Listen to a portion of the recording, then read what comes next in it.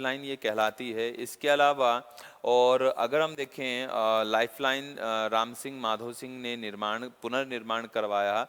ये रामगढ़ झील है, कभी जयपुर शहर को पेयजल आपूर्ति करती थी, आज इसमें खुद में पानी नहीं है, आज ये खुद प्यासी है, सूखी पड़ी है। रामगढ़ जो झील है कंप्लीट सूखा पड़ा है ये। किसी समय जयपुर की लाइफलाइन ये कहलाती है। 1982 में यहाँ पे एशियन गेम्स का भी आयोजन हो चुका है।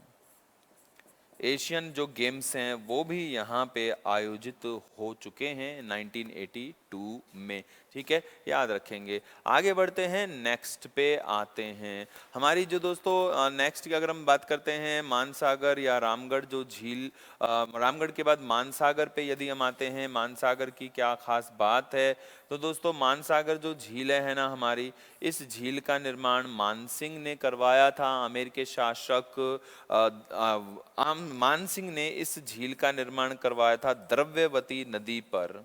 द्रव्यवती जो नदी है, इसको पुराने समय में दर्भावती भी कहते थे। दर्भावती, तो दर्भावती या द्रव्यवती नदी पर इस मानसिंह ने इस झील का निर्माण करवाया था। जयसिंह ने इस झील में निर्मित जो महल हैं उन महल का पुनर्निर्माण करवा के इन्हें जल महल की संज्ञा दी है।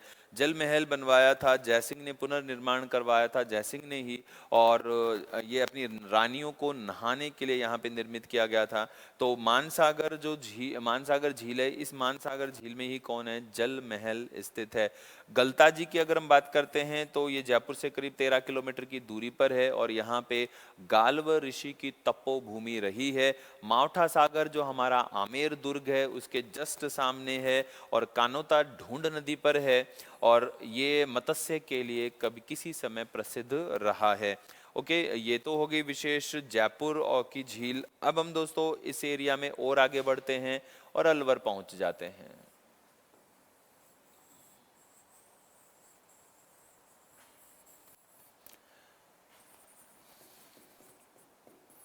अलवर में जब हम चलते हैं तो अलवर में हमें जो झील देखने को मिलती है वो है सिलीसेड।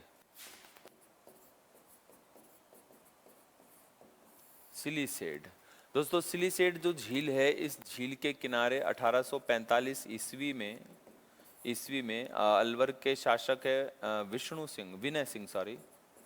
विनय सिंह ने अपनी पत्नी शीला के लिए यहाँ पे क्या एक तो लॉज बनवाया, एक शिकारगाह का निर्माण किया। शिकारगाह और लॉज का यहाँ पे निर्माण किया विनय सिंह ने अपनी पत्नी शीला के लिए, 1845 में इस झील का निर्माण करवाया था। ठीक है, इसके अलावा अगर हम देखते हैं हमारी इस झील की खास बात, तो इस झील पे जो शिकारगाह और जो सिलीसेड पैलेस है, यहाँ पे आरटीडीसी के द्वारा होटल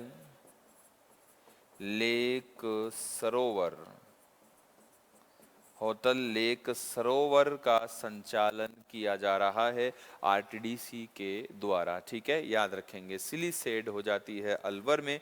इसके अलावा फिर अगर हम देखें अलवर के बाद धौलपुर में पहुंचे, भरतपुर में पहुंचे, तो हमें भरतपुर में एक झील देखने को मिलती है। झील का नाम है मोती झील। मोती झील दोस्तों, मोती झील जो बनवाई थी, ये मोती झील भरतपुर के शासक सूरजमल ने बनवाई, सूरजमल द्वारा ये निर्मित है मोती झील। और इस झील की खास बात है कि सूरजमल ने रूपा रेल नदी पर झील का निर्माण करवाया था, रूपा रेल नदी पर। और इस झील में नील हरित शैवाल की खेती की जाती है, जिससे उर्वरक की प्राप्ति की जाती है। ठीक है, याद रखना है। तो ओके, तो ये हो गया। इसके अलावा इस मोती झील को भरतपुर की लाइफलाइन भी कहते हैं, ये भी एक क्वेश्चन है। भरतपुर की लाइफलाइन भी कहलाता है। ठीक, इसके अलावा फिर दोस्तों धौलपुर हम चलते हैं। धौलपुर में हमें तालाब ए शाही देखने को मिलता है।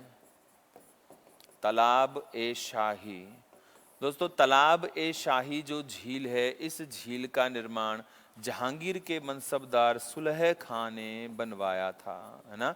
इस झील का निर्माण जहांगीर के मनसबदार सुलह खां ने इस झील का निर्माण करवाया था। इस झील के किनारे जो भवन बने हुए हैं उनमें अभी गवर्नमेंट जो रेस्ट हाउस, जिसको हम डाक बंगला कहते हैं, डाक बंगला इस झील के किनारे संचालित है। ठीक है। अब दोस्तों एक तो रह गई है अजमेर की झील प्रधान और दो इधर रह गई हैं विशेष, इनको हम फटाफट से कर लेते हैं।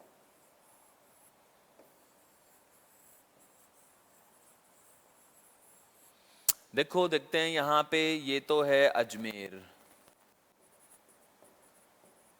और अजमेर से 12-13 किलोमीटर की दूरी पर मान लेते हैं यहाँ पे पुष्कर। अजमेर, पुष्कर और नागौर ये मार्ग है एक, अजमेर पुष्कर नागौर मार्ग है, और ये जो मार्ग है ये है NH-58। यानी कि दोस्तों अगर हम देखें कि क्वेश्चन आता है कि जो पुष्कर झील है वो किस नेशनल हाईवे पर या किस नेशनल हाईवे के समीप है, तो हमारी जो पुष्कर झील है ना, ये पुष्कर झील NH-58 पर है न्यू नंबर, और ओल्ड नंबर जो है वो है NH-89। ठीक है, NH-89 या ओल्ड नंबर तो है NH-89, ठीक है, और न्यू नंबर है वो है NH-58। ठीक है, याद रखना है। तो NH-58 और NH-89 old number, right.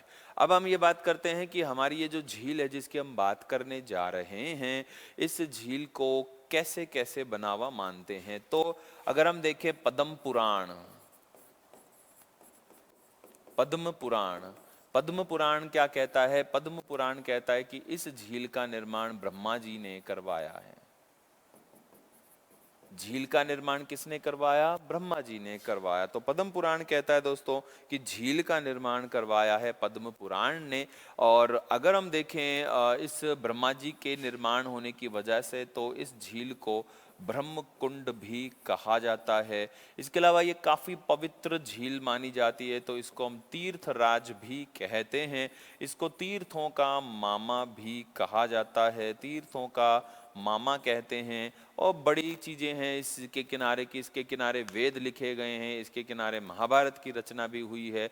Ved Vyas ने लिखी थी क्या महाभारत? ठीक है, तो महाभारत की रचना भी इसके किनारे हुई है। कई चीज़ें इस झील के लिए मिलती हैं। ठीक है, अब हम बात करते हैं कि वास्तव में ये झील कृत्रिम है कि प्राकृतिक है। तो दोस्तों याद रखो कि ये झील प्राकृतिक झील मानी जाती है। ये एक प्राकृतिक झील है। ठीक है, ये एक प्राकृतिक झील है और ज्वालामुखी निर्मित ये क्रेटर अथवा कॉल्डेरा झील जानी जाती है।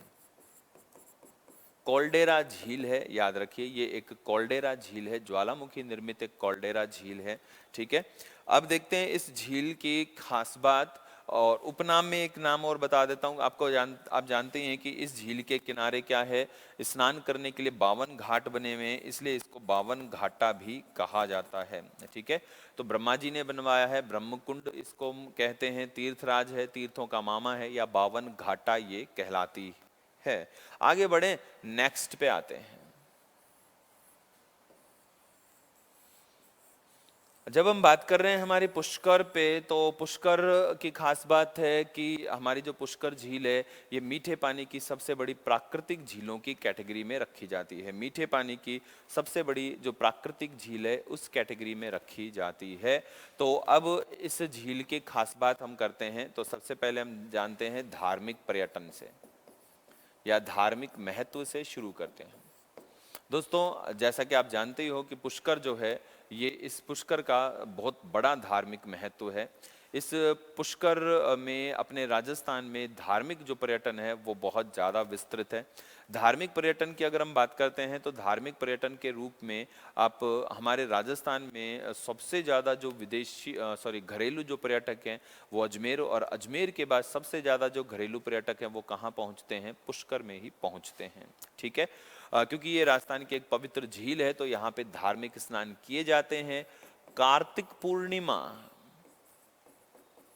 कार्तिक पूर्णिमा को यहाँ मेले का आयोजन होता है। कार्तिक पूर्णिमा को यहाँ मेले का आयोजन होता है और ये जो मेला है ये राजस्थान का सबसे बड़ा एक धार्मिक मेला है। और इस मेले में ये ना केवल एक धार्मिक मेला है बल्कि एक पशु मेला भी है। तो इस पशु मेले में ऊंट का क्रय विक्रय किया जाता है। ऊंट का क्रय विक्रय होता है। तो एक पशु मेला है और इस पशु मेले में ऊंट का क्रय विक्रय किया जाता है, याद रखेंगे। दूसरी विशेष बात है पुष्कर के धार्मिक महत्व की हम देखें तो यहाँ पे आपको काफी प्रसिद्ध मंदिर देखने को मिलता है। ब्रह्मा जी का मंदिर है, सावित्री माता मंदिर है, गायत्री माता मंदिर है और अन्य कई सैकड़ों मंदिर हैं। अब उन मंदिर में एक मंदिर ऐसा है जो अन्य से भिन्न है और ये मंदिर है रंगनाथ जी का मंदिर। रंगनाथ जी का मंदिर। ये रंगनाथ जी के मंदिर की खास बात ये है कि यहाँ जितने भी मंदिर हैं सारे नॉर्थ इंडियन शैली में यानी उत्तर भारतीय शैली में बने हैं। और रंगनाथ जी के मंदिर की खास बात है कि ये दक्षिण भारतीय जो द्रविड़ शैली है, दक्षिण भारतीय द्रविड़ शैली, दक्षिण भारतीय द्रविड़ शैली में ये बना हुआ मंदिर है, याद रखना है, ठीक है। इसलिए ये मोस्ट इंपॉर्टेंट बन जाता है, इस पे बहुत ही अच्छा क्वेश्चन पूछा जाता है, ठीक है। तो दक्षिण भारतीय द्रविड़ शैली में ये मंदिर बना हुआ है, राइट, याद रखना है। ओके, आगे बढ़ते हैं नेक्स्ट क्वेश्चन पे। नेक्स्ट जो है हमारा पुष्कर पे धार्मिक महत्व हमने जाना। अब हम इसका जो अन्य पर्यटन महत्व है उसकी हम बात करते हैं। दोस्तों यहाँ पे पर्यटन के लिए वसुंधरा राजे के शासनकाल में 3 मई 2016 यहाँ पे 3 मई 2016 को किसका संचालन किया गया? रोपवे का संचालन किया गया, ठीक है। 3 मई 2016 को यहाँ पे रोपवे का संचालन किया गया और ये जो रोपवे है काफ़ी प्रसिद्ध है पर्यटन के हिसाब से। तो ये रोपवे जो है ये पुष्कर घाटी से लेकर सावित्री माता मंदिर तक बना हुआ है।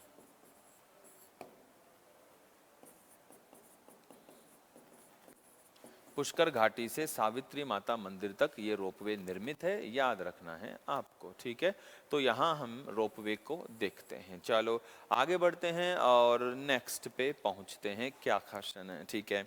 देखो अब हमारी ये जो झील है जिसकी हम बात कर रहे हैं पुष्कर, दोस्तों ये हम जानते हैं कि ये क्या है, सबसे पवित्र झील है। पवित्र झील है तो कन्फर्म है कि यहाँ पे जो धार्मिक स्नान है वो बहुत ज़्यादा होते हैं। धार्मिक स्नान होने की वजह से और जो धार्मिक कर्म कांड है उनकी वजह से ये क्या हो गई है, प्रदूषित हो गई है। और ये राजस्थान की सबसे प्रदूषित झील है। 1997-98 में 1997-98 में कनाडा के सहयोग से 1997-98 में कनाडा के सहयोग से यहाँ पे धार्मिक स्नान शुरू किया गया, सफाई अभियान शुरू किया गया था। तो कनाडा के सहयोग से सफाई अभियान यहाँ चलाया गया था 1997-98 में, ठीक है। ये बात याद रखनी है। इसके अलावा आप जानते ही हैं एनएलसीपी को हम पहले पढ़ चुके हैं जल संरक्षण में। एनएलसीपी नेशनल लेक कंजर्वेशन जो प्रोग्राम है, एनएलसीपी भारत सरकार ने 2001 में लॉन्च किया था। और इस एनएलसीपी जो प्रोग्राम की अगर हम बात करेंगे तो इस एनएलसीपी में झील संरक्षण के लिए हमारी पुष्कर झील को क्या किया गया है, सम्मिलित किया गया है, ठीक है। ये तो खास बात हो गई झील के लिए। अब दोस्तों यहाँ पे देखना है हमें कि हमारी ये जो झील है जिसकी हम बात कर रहे हैं, ये झील क्या खास है। सबसे पहले देखो इस झील में स्नान के लिए 52 घाट बने हैं। इनमें जो सबसे बड़ा और पवित्र माना जाता है वो है गो घाट।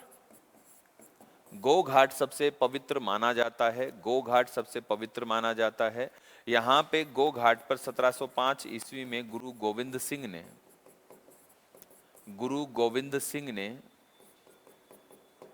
गुरु ग्रंथ का पाठ भी किया था। ठीक है। गुरु गोविंद सिंह ने गुरु ग्रंथ का पाठ किया था 1705 ईस्वी में। ठीक है। इसके अलावा 1911 में क्वीन मैरी क्वीन मैरी के आगमन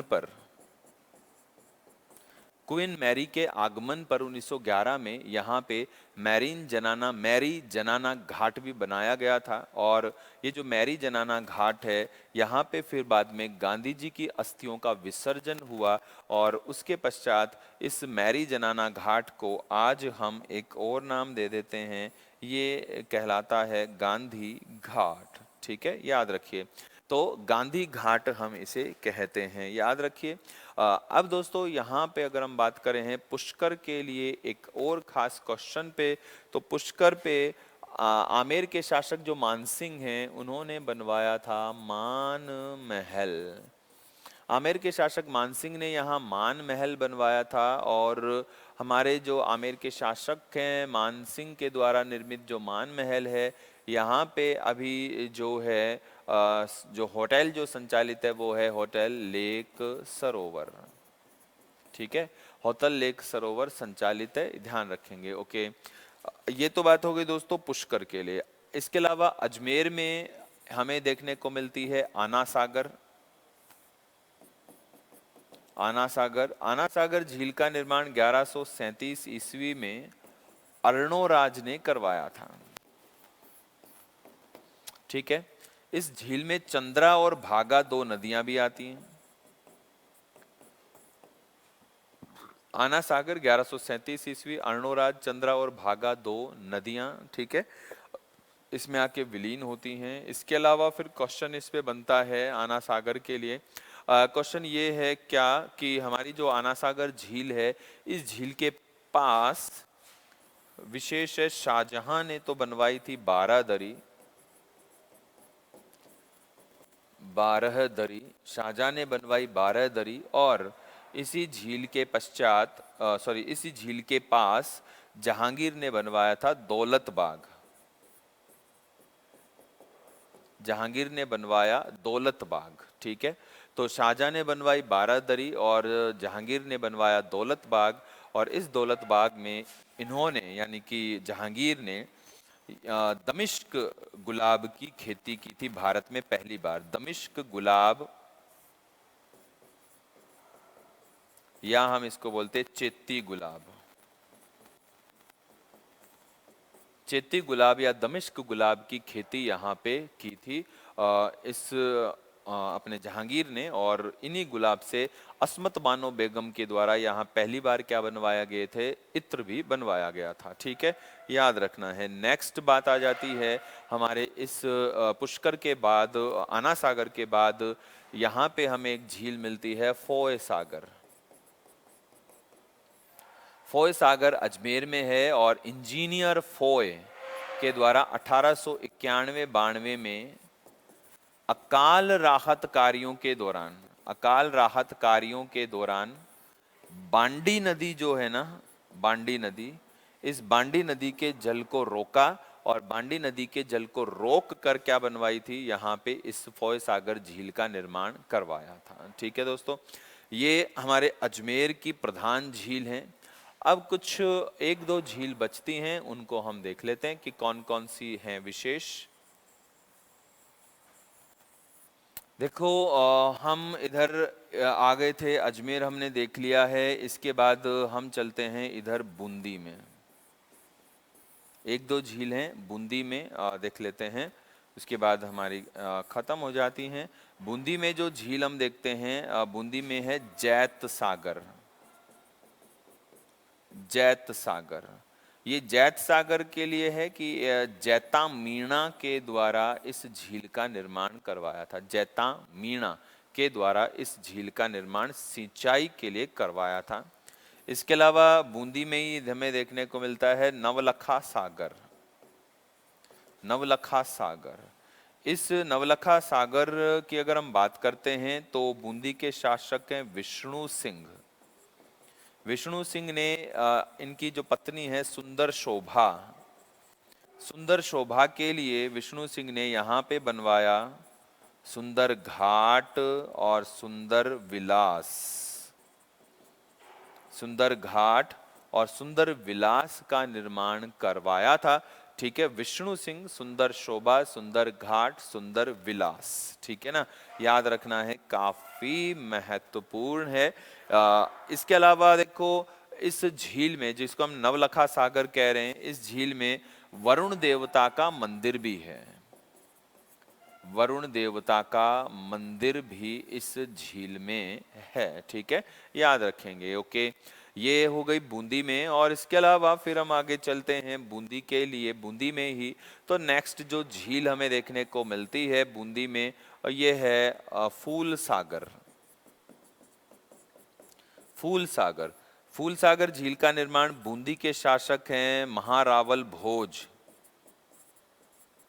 महारावल भोज, बूंदी के शासक महारावल भोज ने इस झील का निर्माण करवाया था। ठीक है, महारावल भोज ने नहीं, एक्चुअल में महारावल भोज की पत्नी फूललता ने करवाया था। फूललता,